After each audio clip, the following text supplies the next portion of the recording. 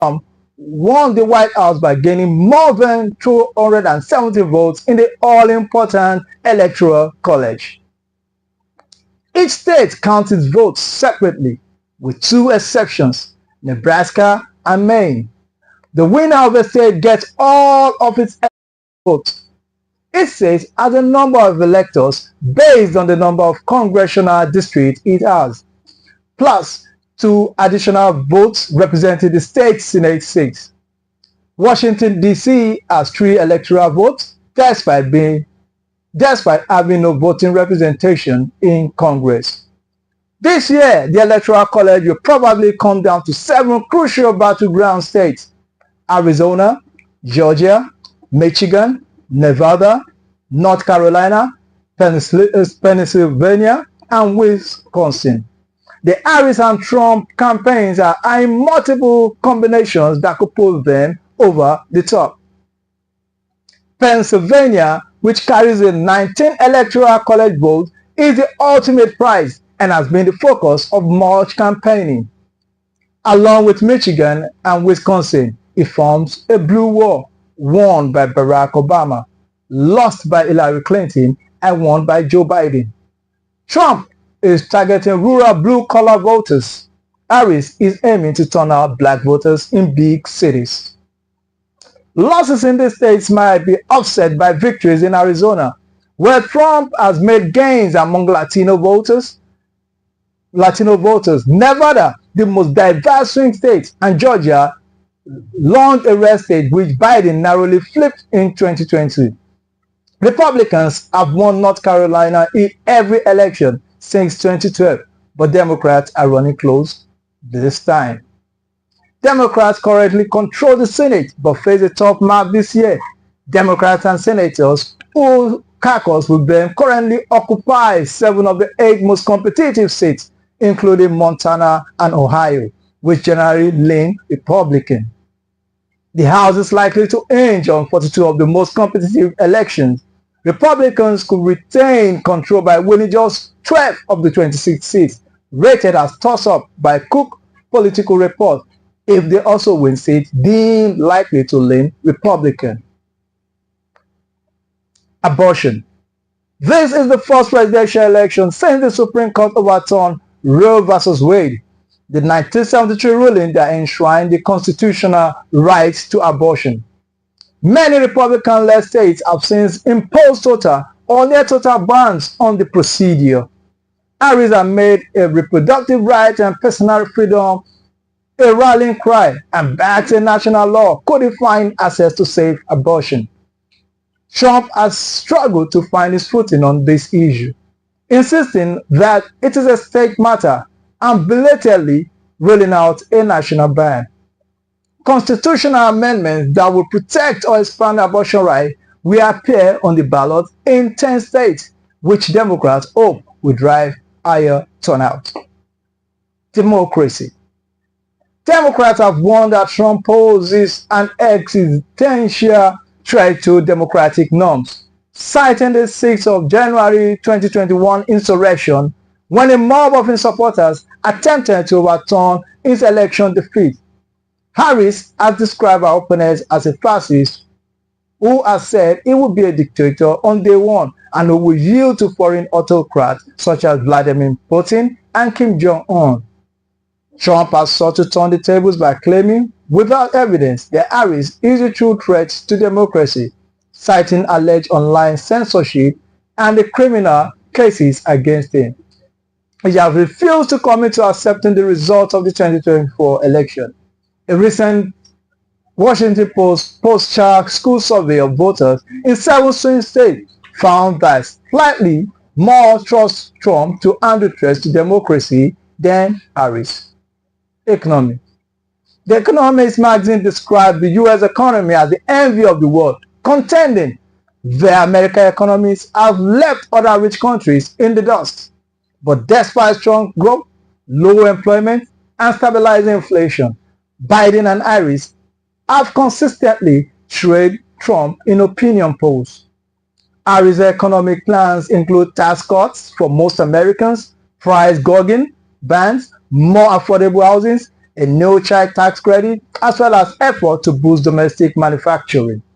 Trump has vowed to cut taxes, impose sweeping tariffs on imported goods, and protect social security and Medicare. Immigration. This has been Trump's signature issue since he trundled down an escalator at Trump Tower in June 2015 to launch his presidential bid. This time, even as border crossing drops to 2020 levels, he has pledged what he called the biggest deportation operation in U.S. history.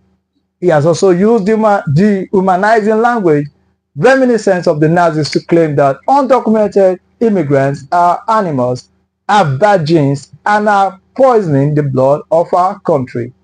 Harris has shifted to the center on the issue, underlining her support for a bipartisan proposal in Congress that will have hired thousands of new border security agents and close the borders if crossing hits an average of more than 5,000 people a day over a week.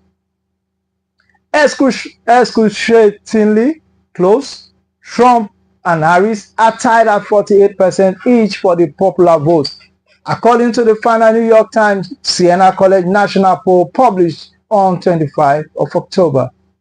After Joe Biden's disastrous performance in the 27 June debates, Trump had a 4 percentage point lead over Biden among registered voters. According to the Pew Research Center, Biden dropped out and endorsed Harris, who then surged to parity and a small lead over Trump amid a wave of energy and enthusiasm. In recent weeks, the race has stabilized and an equilibrium has been restored. The national race is less important than swing states that will decide the electoral college. These two are tantalizingly close. As of 17 October, for example, the Guardian poll tracker showed Trump narrowly leading in Arizona, Georgia, Michigan, and Wisconsin. Harris ahead in Nevada and Pennsylvania, and a dead heat in North Carolina, but all could still go one way or the other. The election will provide another test for a polling industry battered by the 2016 and 2020 election, when it seems to underestimate Trump's strength. Conversely, in the 2020 midterms, Democrats overperformed the polls and headed off the predicted red wave. Political analysts and commentators are understandably reluctant to stick out their neck and guess the outcome. Frank Lewis, a consultant and pollster, said, "You can't call it. Anyone who calls it is an idiot." But Alan Lichtman, an historian and a predictive method that have been right 9 times out of 10, has declared he thinks Harry will win. If the polls are wrong and one candidate has a clear lead over the other, think Ronald Reagan 49 state Lancer victory in 1984, the result will be obvious within hours. But given the closeness of the elections in 2016 and 2020, a nail-biter that runs through the night and possibly days beyond is more likely. Prolonged court cases are possible. Republican donors and conservative billionaires have given $140 million to 50 election integrity groups ready to do battle. News organizations such as the Associated Press often project a winner on election night based on analysis of votes already counted, the number of outstanding votes and the margin between the candidates. The AP says its accuracy rate for past several general elections is above 99.9%. The losing candidates typically concede in the early hours of the next morning, signaling that the contest is in effect over. Officially, however, there is still work to do. Local officials finish counting ballots in the days after the election and send their results to state officials. They approve the results and send them to federal officials. Each state must name individuals known as electors by 11 December.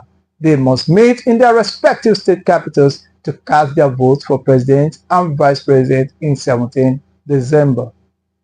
On 6 January, the House and Senate will count and tally the electoral certificates in a joint section. The vice president serves as the president of the Senate and formally presides over the receiving and counting of electoral ballot cards and announces the result. In this case, Harris will proclaim her own victory or defeat on the 4th anniversary of the insurrection at the U.S. Capitol. The election could be a big payday for lawyers. In 2000, when the Republican George W. Bush and the Democrat Al Gore were the candidates, polling day fell on 7 November, but the result was not called until 12 December. All eyes were on Florida, whose votes were subject to an automatic recount because of Bush-Gossamer thin margin of victory. The dispute went all the way to the Supreme Court, where justices voted to terminate the recount, prompting Gore to concede. In 2020, the AP declared Joe Biden the winner 4 days after Election Day at 11:26 a.m. On Saturday, 7th of November, Trump has declared victory 3 days earlier, even as more than 1 million ballots remained uncounted and went on to lose more than 60 legal challenges. Few could bet against him mounting a similar effort this time. The president-elect formed a transition team to plan for the transfer of power. This works on setting up policy priorities, vetting candidates for key administration positions, and coordinating with the outgoing administration. The president-elect and key members of their team begin receiving classified national security briefing to prepare for only ongoing or emerging global threats. The 47th president will be inaugurated at 12 noon on 20th of January at the U.S. Capitol. Big crowds will be expected to return next year after Biden's scaled-down pandemic version. The outgoing president typically attends the inauguration as a symbol of the peaceful transfer of power, although Trump boycotted in 2020. The new president begins work immediately, often signing a series of executive orders to revise or continue certain policies and holding meetings with their team. Next, Spain deploys more troops to assist in a search and cleanup operation as the search continues for bodies after Spain's deadly natural disaster in living memory. The country has deployed more soldiers to the eastern region of Valencia. Tsunami-like floods swept through the southern outskirts of the city on Tuesday, covering many communities with thick mud. The death toll from the catastrophic flood has risen to at least 214, with dozens of people in the region still unaccounted for. In a televised address, Prime Minister Pedro Sanchez said the government was sending 5,000 more troops to assist with search and cleanup operations, in addition to 2,500 soldiers already deployed in the area. It is the biggest operation by the armed forces in Spain in peacetime, Sanchez said, adding that the government will mobilize all necessary resources as long as they were needed. While hopes of finding survivors are fading, there have been some surprises. Rescuers on Saturday found a woman trapped in a car alive next to her dead sister-in-law. As rescuers pump water out of the channels and underground parking garage, the death toll from the flooding is expected to rise. Civilians have been joining in efforts to clean streets, shops, and public places as search and rescue efforts and aid distribution continues. The cleanup operation is expected to take weeks. Sanchez's government is also expected to approve a disaster declaration on Tuesday that will allow quick access to financial aid. Kenya Supreme Court reinstates 2023 finance law after appeal court nullification. Kenya Supreme Court overturned an appeals court decision on Tuesday that has nullified the 2023 finance law, a victory for President William Ruto's administration. The government has been relying on the 2023 law to continue tax collection after withdrawing this year's finance bill due to widespread protests. The Supreme Court stated, "We hereby set aside the Court of Appeals filing, declaring the entire Financial Act 2023 as unconstitutional." The 2023 finance law, which included increased fuel taxes, a housing levy, higher top income tax rate, triggered opposition-led protests and unrest, leading to over 60 deaths in May and July. In response, Ruto withdrew this year's bill, delaying an international monetary fund disbursement. Ruto maintains the tax hikes are crucial for funding development and addressing Kenya's debt.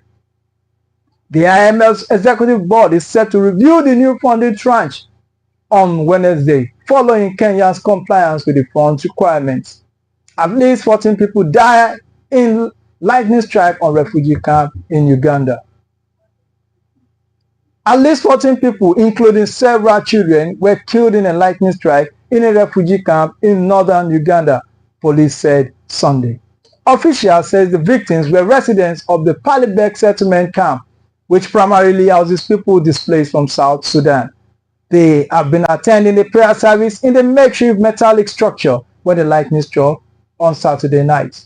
The camp is on the Ugandan side of the country's border with South Sudan and houses around 80,000 people.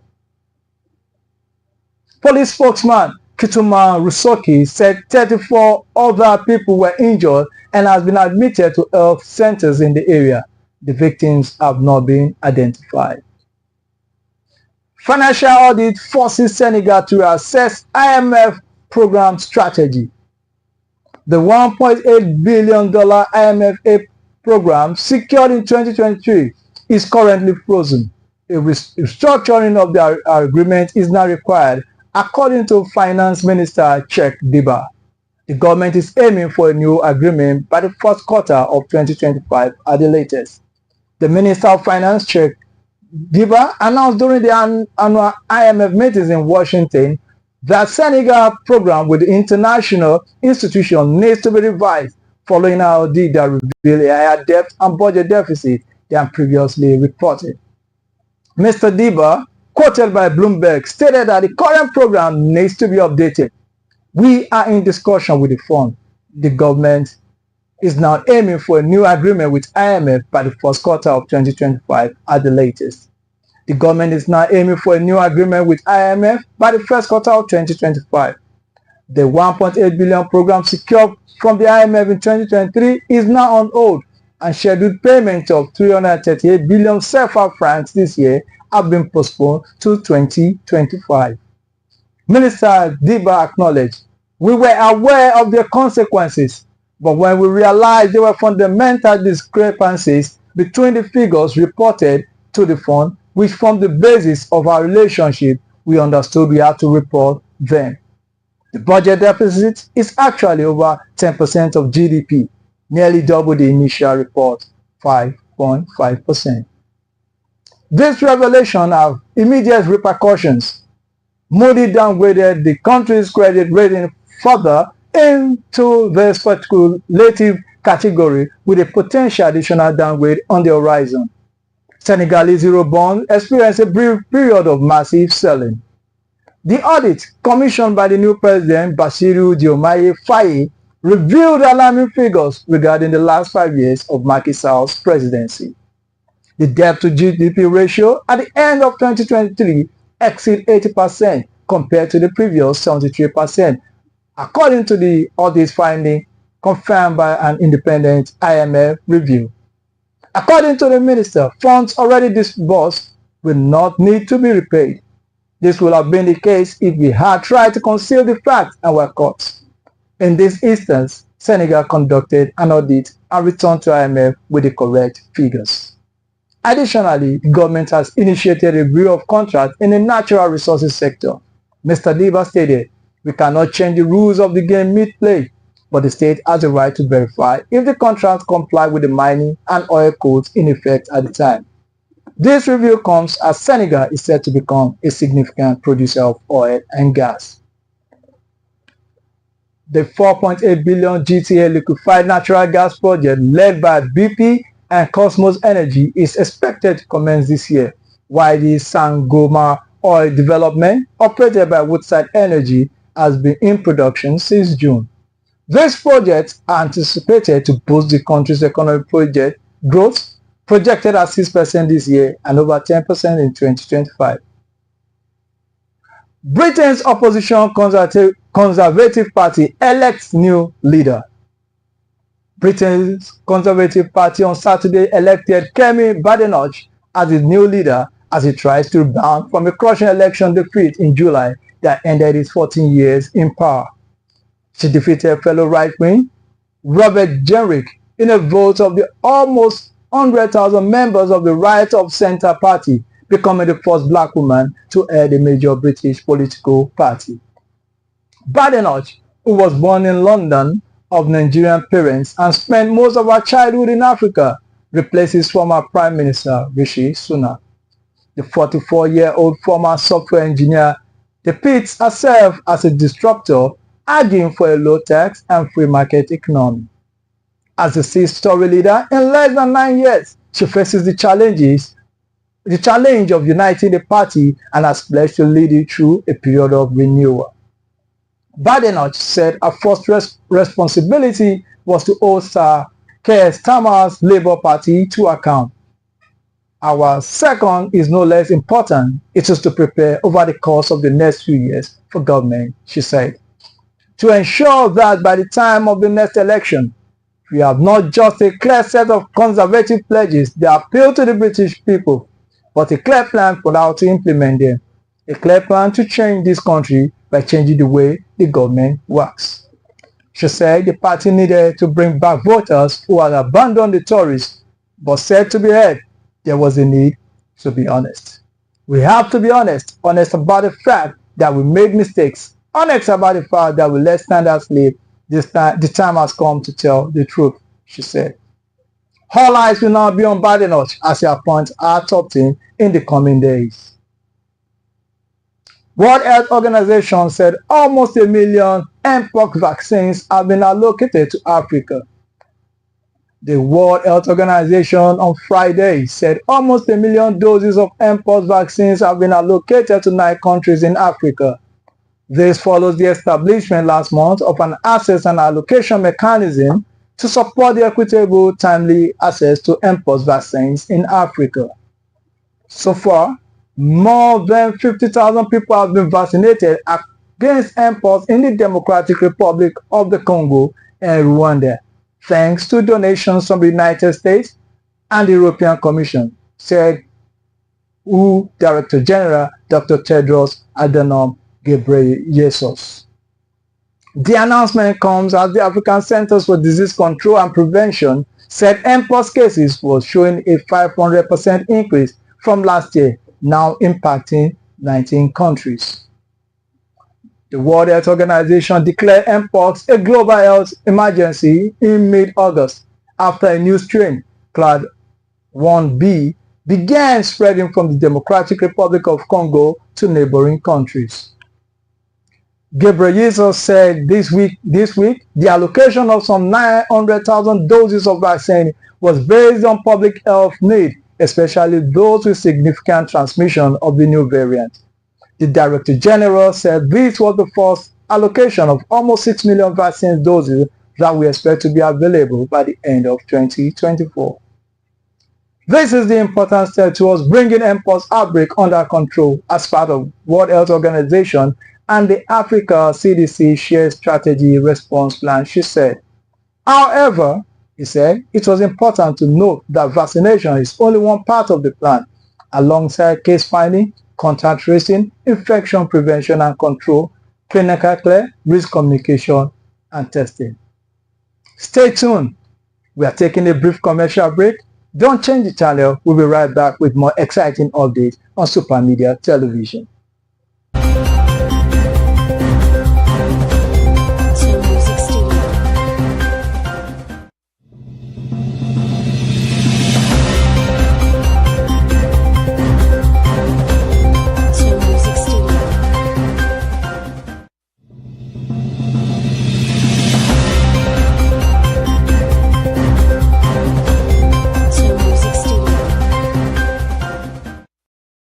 Do you desire to have 280 and above in JAMB? TARABA Business School TBS is here again with another wonderful offer.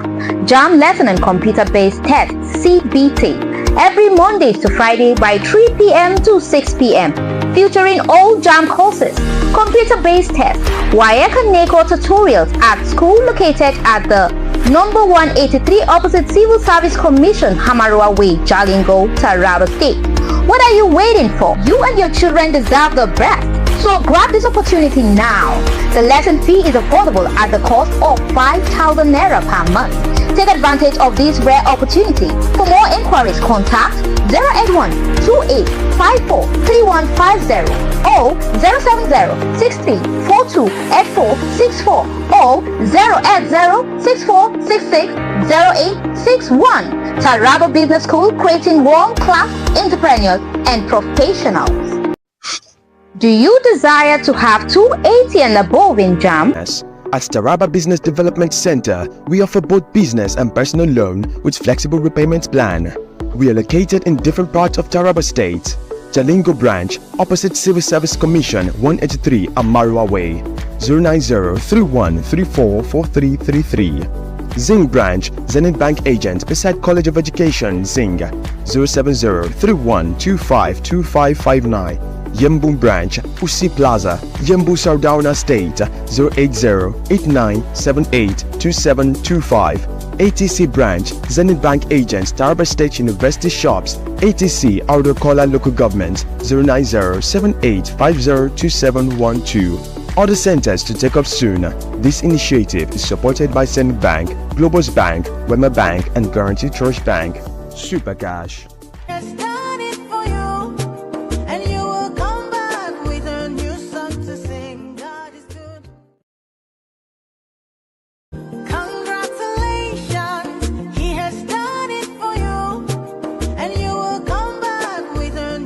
The families of late Yakubu Finde Jafu and Mr. Hosea Dauda Jatau cordially invite the public to the wedding solemnization of their beloved children, Comrade David Yakubu, popularly known as David Yaks, Special Advisor on Media and Publicity to the Honorable Member representing Kurmi Constituency, Taraba State House of Assembly, and Miss Martha Dauda Jatau, scheduled to take place as follows. Date 9th November 2024. Venue Dunamis Church, Mayadasa, Jalingo, Taraba State. Reception follows immediately at Jolinyamin Stadium Open Field. Announcer Groom's family.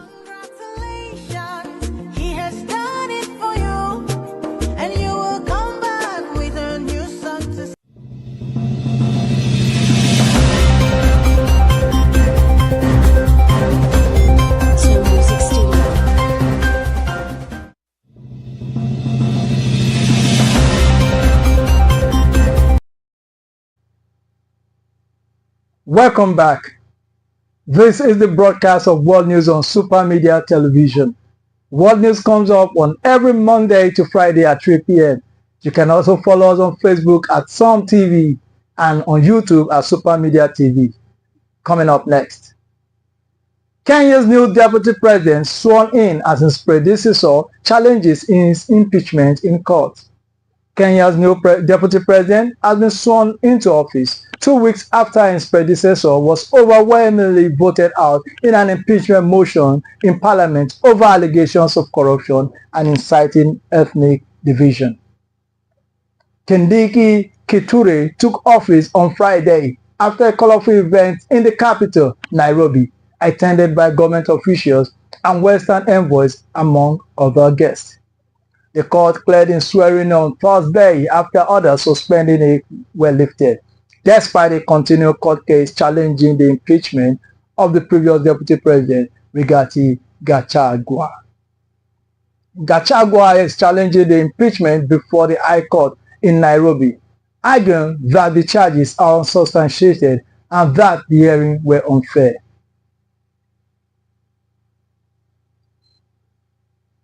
Guinea's junta dissolved dozens of political parties, silent on elections. Guinea authorities dissolved dozens of political parties and placed two major opposition ones under observation late Monday, while the transitional government has yet to announce a date for elections. The West African country has been led by a military regime since soldiers ousted President Alpha Conde in 2021. The West African regional bloc, known as ECOWAS, has pushed for a return to civilian rule, and elections are scheduled for 2025. The mass dissolution of 53 political parties and required observation of 54 others for 3 months is unprecedented in Guinea, which held its first democratic election in 2010 after decades of authoritarian rule. The Ministry of Territorial Administration and Decentralization announced the move based on evaluation of all political parties began in June. The evaluation was meant to clean up political chessboard, according to the ministry. Angry crowds boo and throw eggs at Spanish king as he visits flood-hit Valencia. Angry residents booed and threw eggs at Spain's King Felipe and Queen Letizia as they visited the Valencia region, where more than 200 people have died in devastating floods. The king faced chants of "Murderer" as he visited Al Eid by Porta, just outside the Valencia city, along the Prime Minister Pedro Sanchez and Regional Governor Carlos Mazon, where locals accused authorities of a lax response to the disaster. After the post for a photo, the crowd began hurling insults at the king, Mazon, and Sanchez. The crowd surged forward as security opened umbrellas to try and protect them from projectiles. Comforted by one resident, Felipe remained calm and lowered his umbrella to listen to him as police struggled to control those gathered. Queen Letizia also spoke with furious residents and seemed visibly shaking, holding her heads in her hands. The royal family social media channel released video in the aftermath of the protest, showing the king and queen embracing distraught residents. One man fell weeping to the king's hands, and in another shot, the king is seen hugging two crying women.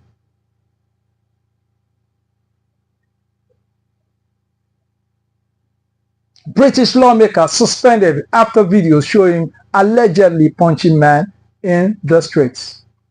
A British lawmaker has been suspended by the governing Labour Party after footage appeared to show him punching a man repeatedly on the street. Police are investigating the alleged attack by Mike Hansbury on Friday night, which came to light after social media footage showed a brawl in the street following the alleged attack. Subsequent surveillance footage obtained by reporters published on Sunday appeared to show Hansbury talking to a man before punching him in the face, then attempted to strike him again repeatedly on the ground. Labour said Hansbury is assisting police with their inquiries and that they have suspended the backbencher pending an investigation. "I have seen the video footage. It's shocking," Prime Minister Keir Starmer told reporters on Monday. "We moved very swiftly to suspend him as a member of parliament." Hansbury has been a member of parliament since 2017 in Cheshire, northwest England, where the alleged incident took place. He remains an independent member of the House of Commons after losing the party whip. The lawmaker said in a statement released before the additional footage was published by the Mail that he was involved in an incident that took place after I felt threatened on the street following an evening out with friends. Stay tuned. We are taking a brief commercial break. Don't change the channel. We'll be right back with more exciting updates on Super Media Television.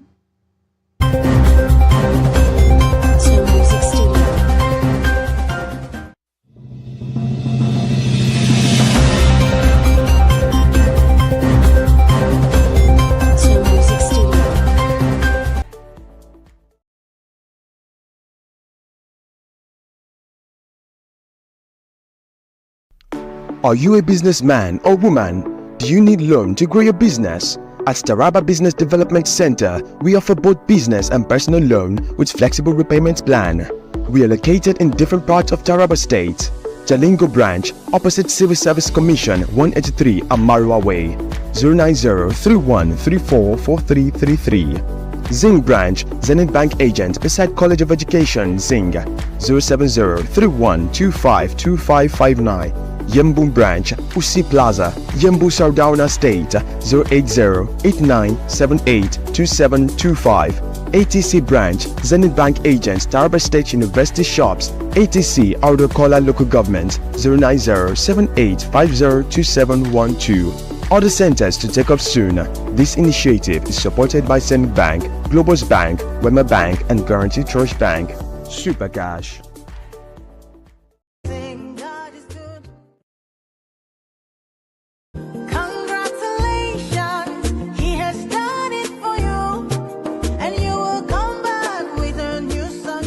families of late Yakubu Finde Jaffu and Mr. Hosai Dauda Jatau cordially invite the public to the wedding solemnization of their beloved children.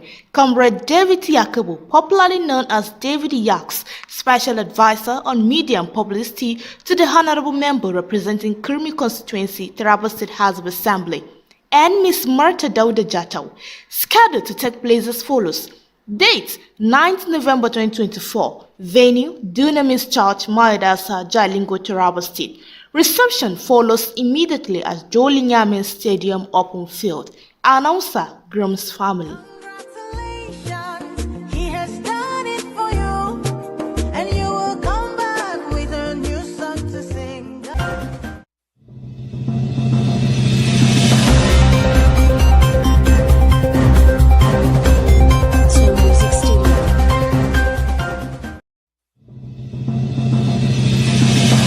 Welcome back. This is the broadcast of World News on Sun TV. World News comes up every Monday to Friday at 3 p.m. You can also follow us on Facebook at Sun TV and on YouTube at Super Media TV. Coming up next. Russia bombs Kharkiv, Ukraine's second largest city, governor says. Russian forces on Sunday attacked Kharkiv, Ukraine's second largest city, and the surrounding region, injuring at least 5 people, Kharkiv Regional Governor Oleksiy Ubov said. Snehubov, writing on the Telegram messaging app, said a Russian-guided bomb hit a supermarket in Kharkiv's Shevchenkivsky district near the city center. 4 people were injured. Mayor Iov Terekov said the supermarket was located next to residences. An earlier strike has hit a forested area of the city, he said. Neubov, in a separate post on Telegram, also said Russian forces have badly damaged the 5-story apartment building in Kivsharivka, a small town near Kupiansk, east of Kharkiv. He said 1 person was injured and some residents could be trapped in the rubble from a destroyed entrance to the building. A woman had already been rescued, but rescue efforts have been hampered by Russian shelling. Israeli troops recently detained Iranian operative in Syria, Israeli military says. Israeli troops recently detained an individual in Syria. It was an Iranian operative who had gathered intelligence on Israeli troops in the border area, the Israeli military said on Sunday. The military named the person as Ali Suleiman al-Asi, a Syrian citizen from the area of Saida in southern Syria. It said the operation took place in recent months but gave no exact date. The operation by Israel Defense Forces troops to detain al-Asi prevented a future attack and led to the exposure of the operational method of Iranian terror networks located near the Golan Heights, the military said. Al-Asi was brought to Israel for investigation, it said. Cardi B denies getting paid to endorse Kamala Harris for president. Rapper Cardi B has denied getting paid to speak at the U.S. Vice President Kamala Harris rally in Wisconsin, where she endorsed the Democratic Party's candidate for president. Daily Post reports that Cardi B spoke at Harris rally in Milwaukee, Wisconsin on Friday, where she formally endorsed the Democratic Party candidate for this month's presidential election. There were rumors that she was paid for her appearance at the rally. Addressing the rumor via X handle, Cardi denied receiving any monetary reward for her outing at Harris rally. I did not get paid $1 for this. I've actually been talking about these topics for the past couple of years for free on my platform. Before I was a celebrity, I was a product of poverty for 24 years. So you're not gonna tell me what I want to see in my community. That's all for this edition of World News. World News comes up every Monday to Friday at 3 p.m. from Super Media Television. You can also follow us on Facebook at Sun TV and on YouTube at Super Media TV. I am Abraham Minor Jordan. Thank you for joining us.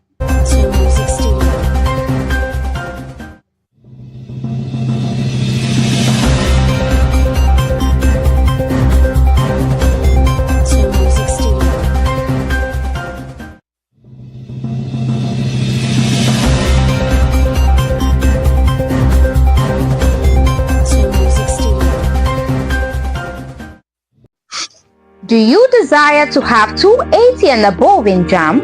TARABA Business School TBS is here again with another wonderful offer. JAM Lesson and Computer-Based Test CBT every Mondays to Friday by 3 p.m. to 6 p.m. featuring all JAM courses, computer-based tests, WAEC and NECO tutorials at school located at the number 183 opposite Civil Service Commission, Hamarua Way, Jalingo, Taraba State. What are you waiting for? You and your children deserve the best. So grab this opportunity now. The lesson fee is affordable at the cost of 5,000 naira per month. Take advantage